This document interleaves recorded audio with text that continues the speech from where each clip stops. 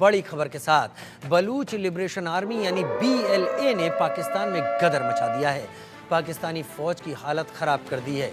Baloch liberation army ने चेतावनी दी है। पाकिस्तान और चीन को बड़ी धमकी दे दी है, नहीं हटे तो मरने के लिए तैयार रहो। मजीद ब्रिगेड चीनियों पर अब हमला करने की तैयारी में है। दरअसल पाकिस्तान और चीन का CPEC China Pakistan economic corridor जो $62 बिलियन का वो प्रोजेक्ट है जो कि भारत के इलाके यानी अधिकृत कश्मीर से भी गुजरता है, जिस पर भारत लगातार ऐतराज करता रहा है, लेकिन इसका बड़ा हिस्सा बलूचिस्तान से होकर गुजरता है। बलूचिस्तान जिस पर पाकिस्तान ने अवैध कब्जा करके रखा हुआ है और यहाँ से गुजर रहे इस हिस्से से चीन और पाकिस्तान संसाधनों का दोहन कर रहे हैं, लिहाजा BLA अब इन पर हमले कर रही है। उधर बलूच लिबरेशन आर्मी का पाकिस्तान को फरमान अब सामने आ गया है। चीनी नागरिकों को साफ कहा, पाकिस्तान छोड़ दीजिए। BLA ने धमकी दी, चीनी नागरिक अगर मिला तो हम कत्ल कर देंगे। चीनी नागरिक तुरंत पाकिस्तान छोड़ दें। बलूच आर्मी ने एक स्पेशल यूनिट बना ली है। पाकिस्तान में भारी तबाही मचा चुका है बलूच लिबरेशन आर्मी। 70 से ज्यादा पाकिस्तानियों की हत्या इस दौरान हो चुकी है। BLA जो कि बलूचिस्तान की आज़ादी के लिए संघर्षरत सेना है, उसने सीधे सीधे तौर पर पाकिस्तान और चीन को चुनौती दे डाली है और चीन को साफ संदेश दिया है कि वो अपने नागरिकों को पाकिस्तान से वापस बुला ले। लेकिन चीन का एक बड़ा इंटरेस्ट है पाकिस्तान में। पाकिस्तान के जरिए वो भारत को परेशान करने में अहम अपना काम कर लेता है। दूसरा, पाकिस्तान के जरिए वो भारत को बाईपास करते हुए दूसरे देशों तक अपना व्यापार आगे बढ़ा सकता है। और तीसरा, पाकिस्तान में अपने संसाधनों का निवेश करके चीन पाकिस्तान के जरिए भारी मात्रा में मुद्रा कमा लेता है।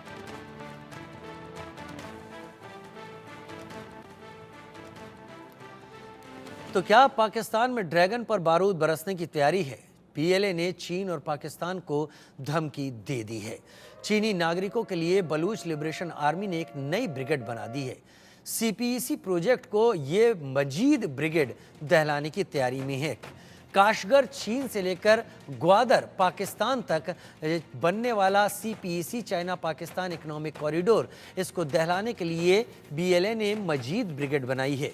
खैबर पख्तूनख्वा में पुलिस ने CPEC यूनिट बनाई।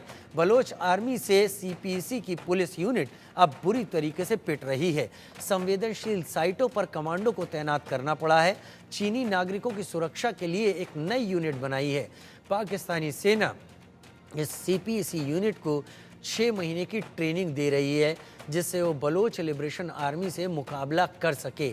लेकिन बलोच लिबरेशन आर्मी अपने इलाके से गुजर रहे CPEC को किसी तरीके का कोई जरिया नहीं देना चाहती। पाकिस्तान को वहाँ के संसाधनों का दोहन नहीं करने देना चाहती। लिहाजा BLA चीनी नागरिकों को सीधी धमकी अब दे रही है। बलूच लोग आखिर नाराज क्यों हैं?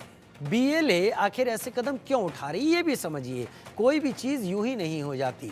दरअसल पाकिस्तान सरकार का बलूचिस्तान के साथ भेदभाव लगातार सामने आता रहा है। पैसा बलूचिस्तान से उठाया जाता है और उसे पंजाब पाकिस्तान में खपा दिया जाता है। CPEC प्रोजेक्ट में पंजाबी और सिंध के लोगों को ही रोजगार दिया जा रहा है। पाकिस्तानी सरकार ने बलूचिस्तान के लोगों की उपेक्षा की। हालांकि बलूचिस्तान के बड़े इलाके से CPEC गुजर रहा है, लेकिन वहाँ के लोग वैसे ही बेहाल, वैसे ही फटे हाल और वैसे ही भूखे प्यासे हैं। उन्हें काम तक नहीं दिया जाता। लिहाजा बलूचों का विरोध है और बलोच लिबरेशन आर्मी तो खैर बलूचिस्तान की आज़ादी के लिए लगी हुई है। पाकिस्तान का भूगोल यानी ज्योग्राफिया भी समझ लीजिए। 4 प्रांतों में बटा हुआ है पूरा पाकिस्तान। करीब 4.25 लाख वर्ग किलोमीटर में फैला है पाकिस्तान। पाकिस्तान के कुल क्षेत्रफल का 45% बलूचिस्तान है। तेल और गैस संसाधनों से संपन्न है बलूचिस्तान का इलाका। पंजाब आबादी के आधार पर पाकिस्तान का सबसे बड़ा प्रांत है। राजनीति और नौकरशाही में पंजाब के लोगों का दबदबा है। चौथा और सबसे बड़ा प्रांत है बलूचिस्तान, जहां पर बलूचिस्तानी लोग पाकिस्तान के सबसे गरीब समुदाय से आते हैं और पाकिस्तान अक्सर अपने इसी समुदाय को भूल जाता है और यहां पर पाकिस्तान इनके लिए वो नहीं करता जो किए जाने की ज़रूरत है।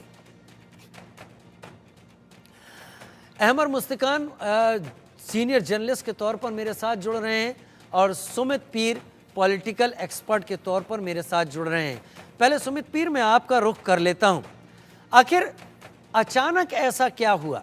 हम सभी जानते हैं बीएलए लगातार बलूचिस्तान की आज़ादी के लिए पाकिस्तान में काम कर रहा है, लेकिन अचानक ऐसा क्या हुआ कि बीएलए पाकिस्तान से सीधी टक्कर लेने लगा? पाकिस्तान की पुलिस और आर्मी के साथ वो ऐसी क्लैशेस में इन्वॉल्व होने लगा जहां पर बहुत सारे लोगों की जाने जाने लगी और बलोच लोग अब किस बात पर ही राजी होने के लिए तैयार दिखते हैं? सुमित, सबसे पहले तो राजीव भाई आपको साधुवाद और शो में बुलाने के लिए बहुत आभार। तो विषय पे आते हैं। देखिए, ये प्रताड़ना और ये जो उनका जेनोसाइड पाकिस्तान आर्मी करती रही है उसका नतीजा है। बलूचिस्तान में 20,000 से ज़्यादा लोग मर चुके हैं, मास ग्रेव्स मिली है, कई हजार लोग वहाँ राजीव भाई अब भी लापता है जिनको पाकिस्तान आर्मी ने ठिकाने लगाया है। वहाँ हेलीकॉप्टर गनशिप का इस्तेमाल किया गया, हेलीकॉप्टरों से उन्होंने बलोच लोगों को फेंक के बड़े बेरहमी से मारा है। और आप देखिए यहाँ की परिस्थिति तब बदलती है जब यहाँ पे ग्वादर जो बलूचों का एरिया वो सीधा सीधा हवाला कर दिया गया पाकिस्तान चीनियों के। यहाँ एक एयरपोर्ट भी बना है, ग्वादर पोर्ट के साथ एयरपोर्ट भी बना। और मैं आपको बता दूं, ग्वादर पोर्ट अभी दुनिया का सबसे अंडर यूटिलाइज पोर्ट है, सबसे अंडर यूटिलाइज पोर्ट है। इसके बाद रिकोडेक की माइने हैं, यहाँ यूरेनियम है। तो बलोचिस्तान का पूर्ण चीर्ण हनन करके चीनियों का पेट भरना, पाकिस्तान के जनरलों का पेट भरना, यह है उनकी साजिश, और बलोच लोगों का शोषण और उत्पीड़न करना। अब देखिए इन्होंने पीछे क्या हुआ है, पीछे इन्होंने जो पोर्ट था, जो एयरपोर्ट था, चीनी कहते रहे भाई इसका इनॉग्रेशन हुआ, हमें दे दो हमें दे दो। उन्होंने चाइना को नहीं दिया, वो अमेरिका को दे दिया। अमेरिका को क्यों दे दिया आसिम मुनीर ने? क्योंकि जब ईरान से अमेरिका की जो रस्साकशी चल रही है, अगर इजराइल ईरान वाला युद्ध आगे बढ़ता है तो अमेरिका उस एयरपोर्ट से उठेगा और ईरान पे बमबारी करेगा। ये बलोचों को पता है। बलोचों को ये भी पता है कि पाकिस्तान, अमेरिका ने हमें एक टेररिस्ट ऑर्गेनाइजेशन 2017 में घोषित कर रखा। पर अगर आप वीडियो देखें उसमें सीधी सीधी धमकी है। पहला आरोप लगता, चाइना तुमने पाकिस्तान आर्मी के साथ मिलकर हमारे गांव के गांव खत्म कर दिए, हमारा जेनोसाइड किया। तो पहली बार बलोच आर्मी का एक सेंसेशनल क्लेम आता है कि पाकिस्तान की फौज के साथ मिलकर चीनियों ने वहां जेनोसाइड किया है। तो चाइना जेनोसाइड केवल उग्रों का अपने देश में नहीं कर रहा, बल्कि पाकिस्तान में बलोचों का जेनोसाइड किया। दूसरी बात, भाई तुम हमसे पूछ के तो यहाँ आए नहीं थे, हमारे संसाधनों पे तुम कब्जा कर रहे हो, किसके बाप का राज है तुम्हारा? तीसरी बात, चाइना का इरादा क्या था राजीव भाई? जब ग्वादर पोर्ट चालू होगा 1 मिलियन 10 लाख चीनियों को वहां बसाया जाएगा। धीरे, आप जानते हैं बलोचिस्तान की आबादी बहुत कम है, धीरे धीरे चीनियों को बसा बसा के डेमोग्राफी चेंज की जाए और बलोचिस्तान पे पूरा पूरा कब्जा किया जाए। ये इनका तीसरा प्लान था। अब चौथा प्लान क्या, वो आप देखिए, अभी जो अमेरिका और ईरान की जो लड़ाई वाला, अमेरिका ईरान इजराइल वाला जो समीकरण बन रहा है, ये माना गया है कि पाकिस्तान ने बोला भाई मैं ईरान के पूरा साथ और ईरान को समर्थन दूंगा। अब आप देखिए, अगर केपीके और बलूचिस्तान में आग लगती है, जो लग चुकी है, तो जमीन के रास्ते से ईरान को कोई भी असला बारूद या सप्लाई देना पाकिस्तान के लिए असंभव होगा। एयर के रूट से जाएंगे तो इजराइल और अमेरिका तो बहुत अच्छे एक्सपर्ट है, वो एयर वाला ट्रैक कर ही लेंगे। जमीन के रास्ते से खच्चर पे रख के, गधे पे रख के कौन सी सप्लाई गई, वो ट्रैक करना थोड़ा मुश्किल होता। अब बलूचिस्तान में भी आग लगी है, केपीके भी आग लगी है, यानी कि ईरान को सप्लाई देना बंद। बीएलए का देखिए, बीएलए ने सीधा सीधा टारगेट किया है चीनियों को, धमकी दी है चीनियों को, और 2 इंपॉर्टेंट काम किए बीएलए ने। एक, जो क्वेटा रेल लाइन जा रही थी उसको उड़ा दिया, जो दूसरी रेल लाइन ईरान जा रही थी उसको भी उड़ा दिया। अब अमेरिका का गेम प्लान ये है कि अगर बलूचिस्तान ऑटोनॉमस हो जाता है, जो हमें टेम्परेरी वहाँ एयरपोर्ट मिला वो हमारी परमानेंट बेस बन जाती है। अगर अमेरिका की परमानेंट बेस बन जाती है तो अफगानिस्तान पे, चाइना पे, ईरान पे और पाकिस्तान पे, चारों एरिया को वहां से वो कंट्रोल करेगा। बलूचिस्तान में यूरेनियम है जो अमेरिका को चाहिए, जो वेस्ट को चाहिए। बलूचिस्तान में रिकोडेक की माइंस है जो वेस्ट को चाहिए, अमेरिका को चाहिए। और बलूचिस्तान का क्षेत्रफल इतना है जो उन्हें चाहिए।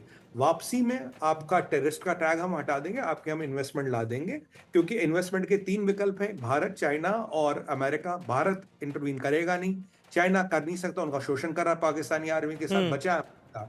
तो अगर आप इन सारे समीकरणों को देखेंगे तो इसीलिए जो खास बीएलए ने मजीद ब्रिगेड ने धमकी दी है, हमने एक स्पेशल मजीद ब्रिगेड के अंदर राजीव भाई एक स्पेशल हमने ऑर्गेनाइजेशन तैयार की, संगठन तैयार किया जो केवल चाइना और चाइना के एसेट्स को टारगेट करेगा। वो पाकिस्तान आर्मी वगैरह को टारगेट नहीं करेगा। वो ढूंढ के चीनियों और चीनियों के एसेट दिखेंगे, बोला शी जिनपिंग यहां से निकल जा, वरना मैं आपके पास आऊंगा सुमित, मैं आपके पास आऊंगा और आप मुझे ये नया पहलू समझाइएगा कि आखिर बीएलए चाइना के खिलाफ क्यों हो रहा है। आपने जो कहा कि वो पाकिस्तान के एसेट्स पर काम नहीं करेगा या कोई हमला नहीं करेगा, कल चाइनीज को टारगेट करेगा, ये शिफ्ट क्या है, इसको समझाइएगा। लेकिन अहमर मुस्तकिन मेरे साथ सीनियर जर्नलिस्ट के तौर पर जुड़े हुए हैं। बहुत स्वागत है अहमर भाई आपका भी हमारे साथ जुड़ने के लिए।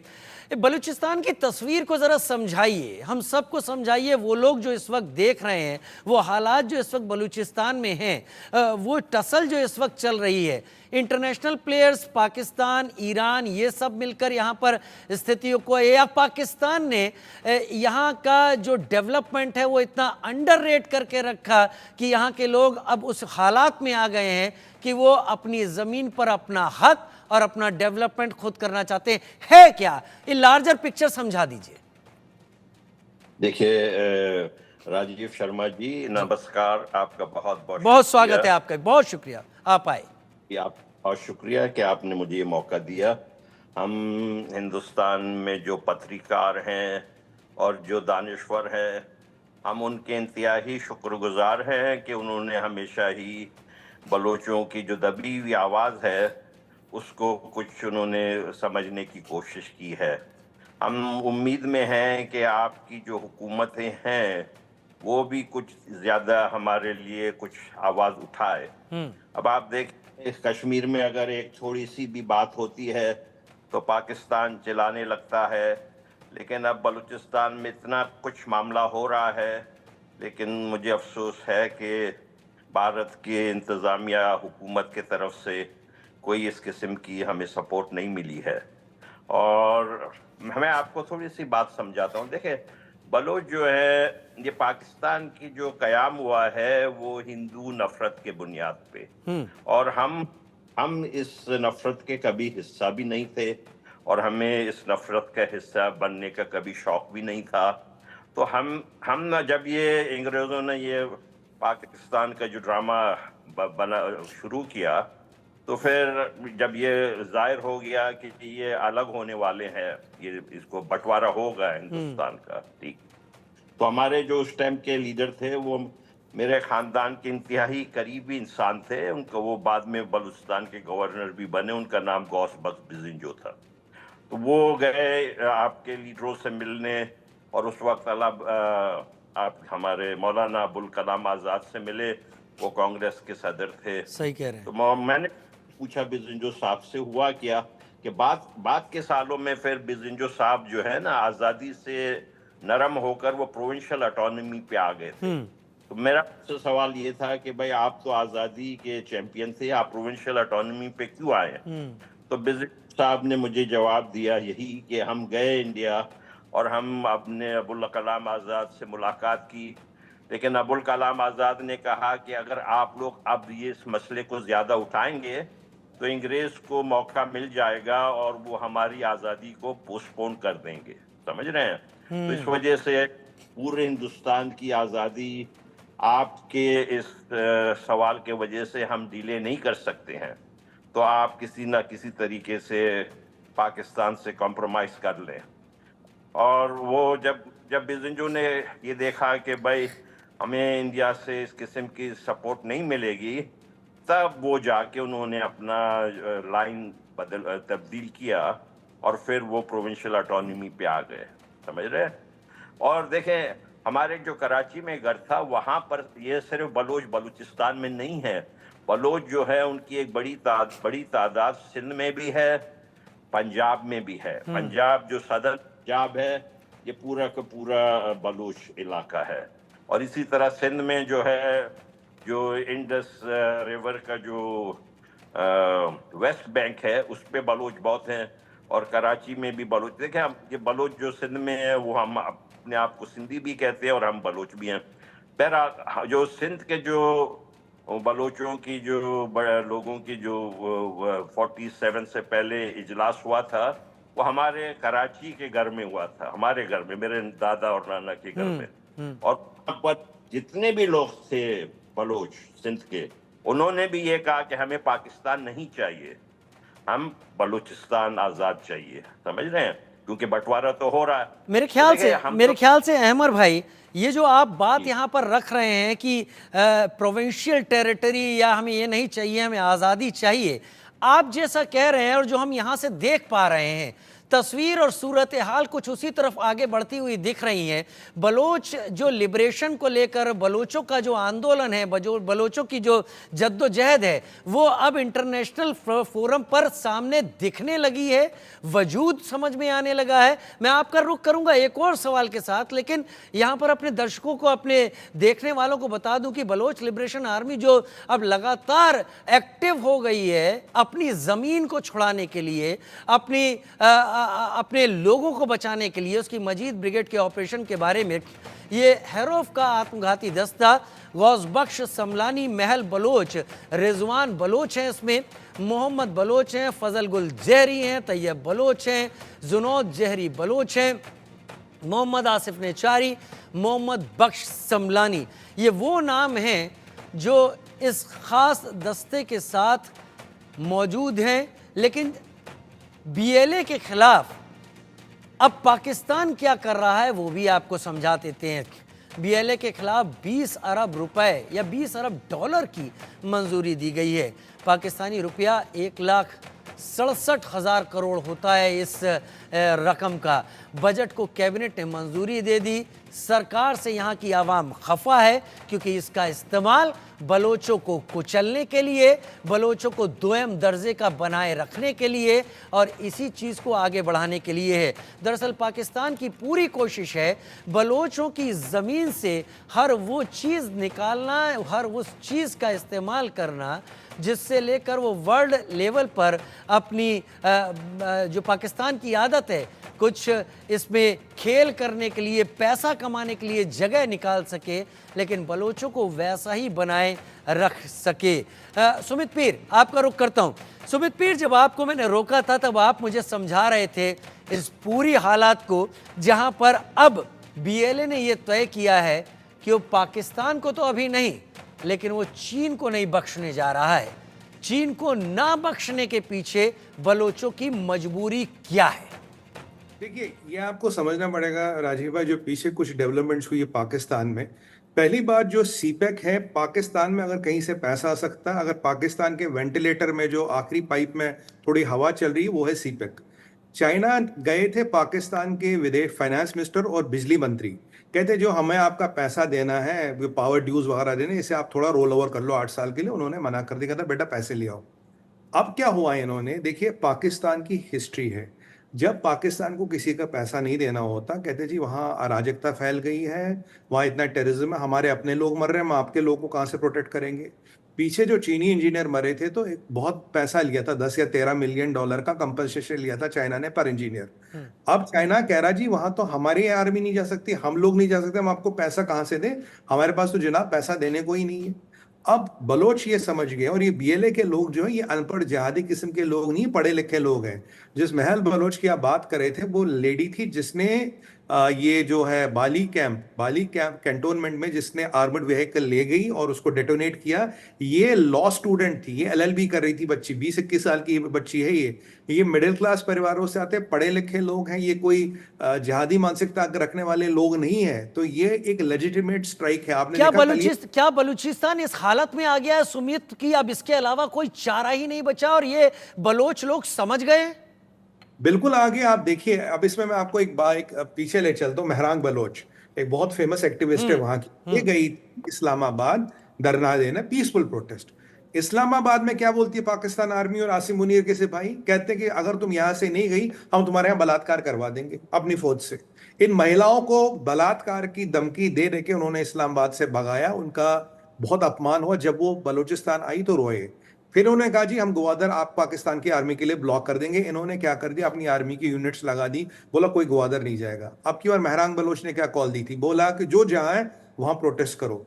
800 बीएलए के फाइटरों ने यह हमला किया राजीव भाई, 800 बीएलए के फाइटरों ने हमला किया है। बीएलए का अगर आप प्रेस रिलीज देखेंगे, पहले दिन ही 10:30 बजे 26 तारीख को उन्होंने बोला था 102 लोग मारे जा चुके हैं, और ये गलत है। बीएलए ने किसी पुलिस वाले को मारा है, किसी बेगुनाह को मारा। बीएलए तहरीके तालिबान वाला काम नहीं करती, बीएलए किसी सिविलियन को नहीं मारती। उनके मिलिट्री अटैक्स हुए हैं, मजीद ब्रिगेड खास मिलिट्री अटैक्स को करती है, वो किसी सिविलियन को नहीं मारती।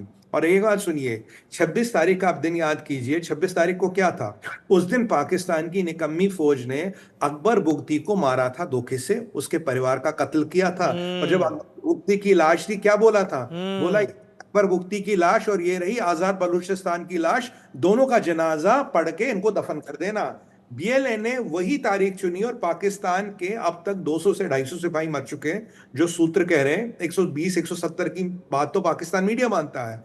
और बिल्कुल टारगेटेड अटैक्स थे, कंटोनमेंटों पे 20-20 घंटे पे कब्जा करना।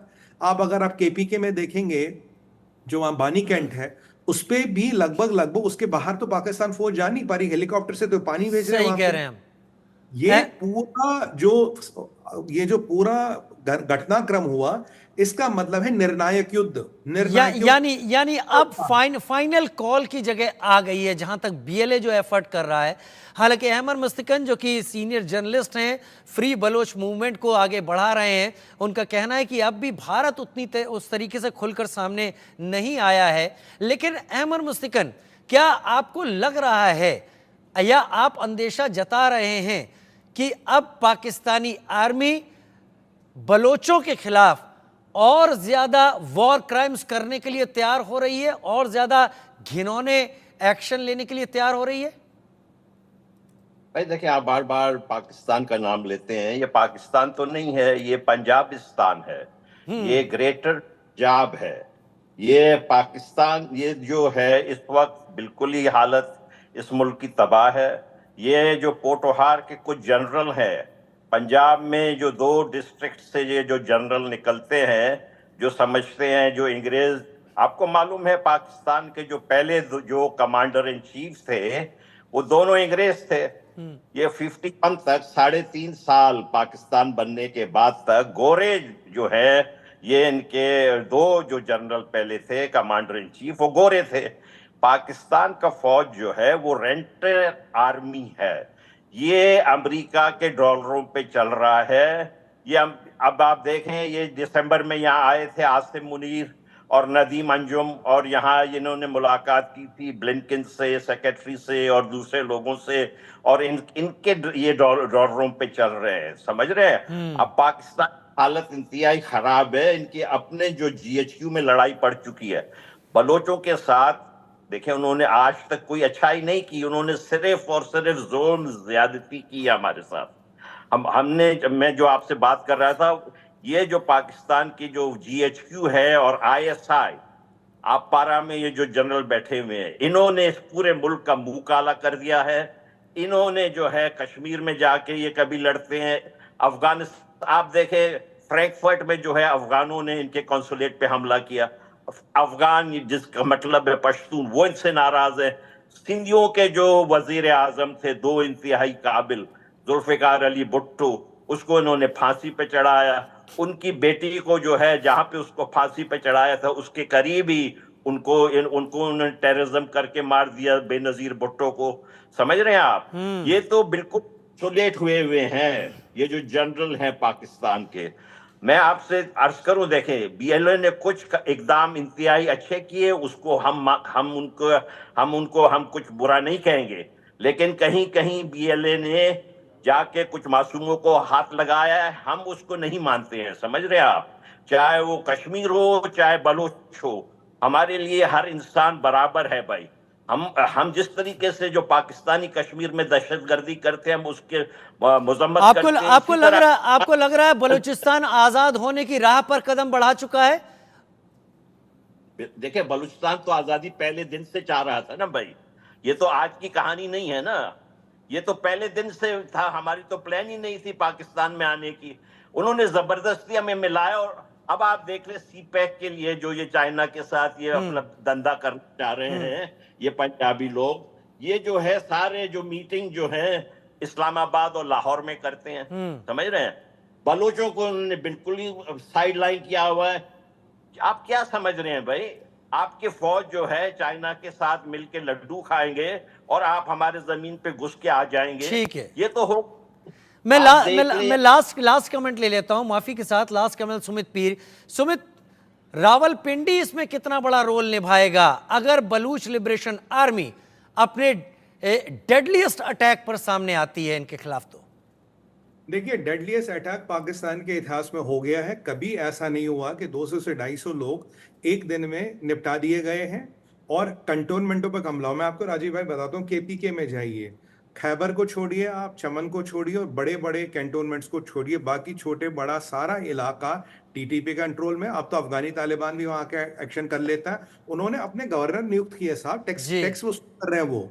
अब आप बलूचिस्तान में, ये बलूचिस्तान में आपको पता लगभग 60-70% पे बीएलए का कब्जा हो गया है। ये पाकिस्तानी आर्मी अपने कैंट के दीवारों के अंदर तक अपना कंट्रोल नहीं ले पा रही। मैं आपको रोक रहा हूं, समय कम है, लेकिन मुझे पता है कि जो आप बताना चाह रहे हैं वो सभी सुनना चाह रहे होंगे, लेकिन इशारा बहुत साफ है। अहमर मुस्तकिन भाई आपका, सुमित पीर आपका बहुत शुक्रिया, आप साथ जुड़े। 60 से 70% आगे बढ़ चुकी है बीएलए।